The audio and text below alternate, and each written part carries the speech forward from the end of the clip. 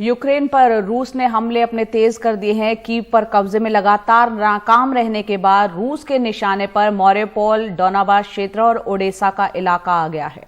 Odesa सामरिक महत्व का तटीय शहर है। ऐसा दावा किया जा रहा है कि रूस के मॉस्कोवा युद्धपोत की यहीं से हमले कर उसे डुबोया गया था।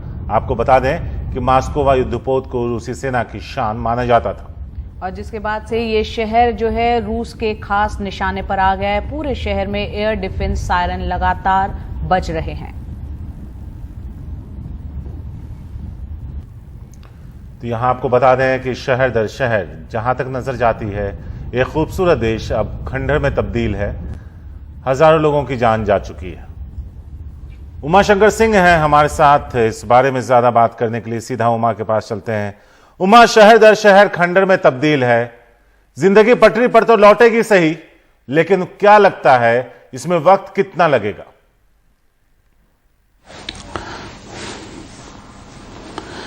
जी देखिए शारिक, ये बता पाना अभी मुमकिन नहीं है क्योंकि युद्ध अभी भी चल रहा है। और ओडेसा जिसका जिक्र अभी आप कर रहे थे, मैं अभी ओडेसा में ही हूं और जिस होटल में हम ठहरे हैं वो जो तटीय जो शहर का जो तटीय इलाका है उसके बिल्कुल नजदीक है। यानी यहां से काला सागर जो है वो चंद 100 मीटर की दूरी पर है। और ये शहर इसलिए खास निशाने पर है क्योंकि इसका एक सामरिक महत्व है और साथ ही इसका व्यापारिक महत्व भी है। यहाँ का जो बंदरगाह है वो यूक्रेन के व्यापार के लिए, अंतर्राष्ट्रीय व्यापार के लिए काफी अहमियत रखता है और बहुत बड़ा व्यापार का जो हिस्सा है वो यहीं से आता जाता है। तो ये और मिकोलाइव दो ऐसे पोर्ट सिटी हैं जिस पर रूस कब्जा चाहता है और वो ये चाहता है कि इस कब्जे के जरिए न सिर्फ वो समुद्री जो क्षेत्र है उससे यूक्रेन को कट ऑफ कर दे, बल्कि यहां के जरिए वो एक सामरिक दबाव भी आगे बनाना चाहता है। जैसा कि आपने बताया कि पर जो रूस के कब्जे की जो कोशिश थी वो नाकामयाब रही, रूस को वहां से लौटना पड़ा उन इलाकों से।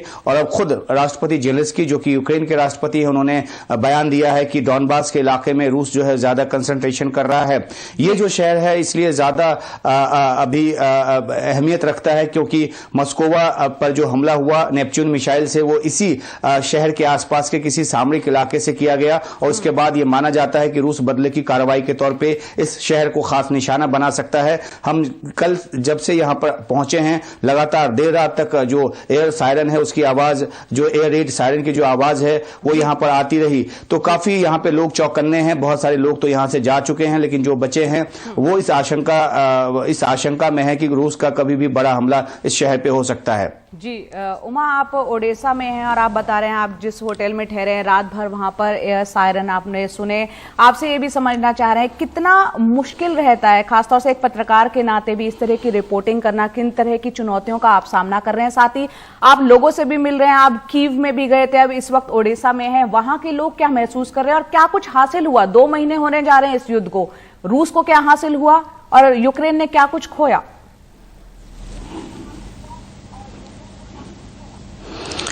जी देखिए, रूस को क्या हासिल हुआ ये तो अभी नहीं कहा जा सकता क्योंकि वो हासिल करने की कोशिश में है। वो चाहता है कि यूक्रेन जो है उस वहां पे जो पुरानी जो उसकी कोशिश रही है 2014 में भी जिस तरह से अपनी एक पपेट गवर्नमेंट यहां पे बिठाई थी, तो रूस की मंशा उस तरह की है और इसलिए नेटो देशों में शामिल ना हो यूक्रेन, इस बहाने से उसने यहां पर एक सैन्य अभियान की शुरुआत की और वो अभियान जो है लगातार चल रहा है।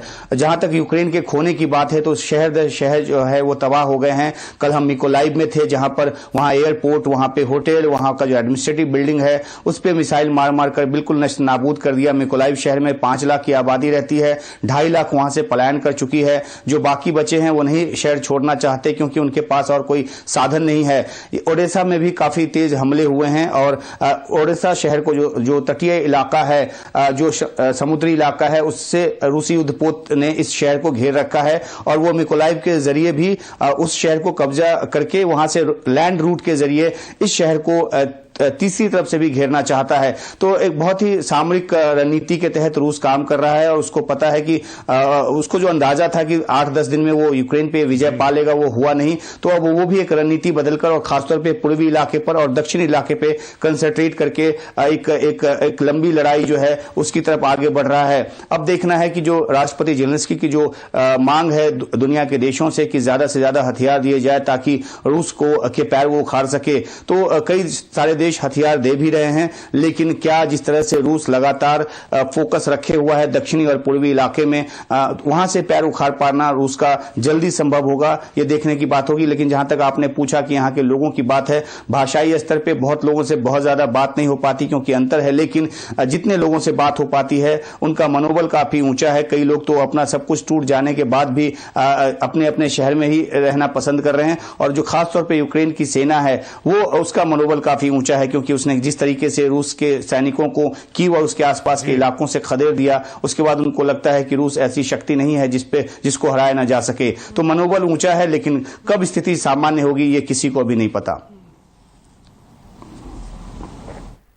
शुक्रिया उमा इस पूरी जानकारी के लिए।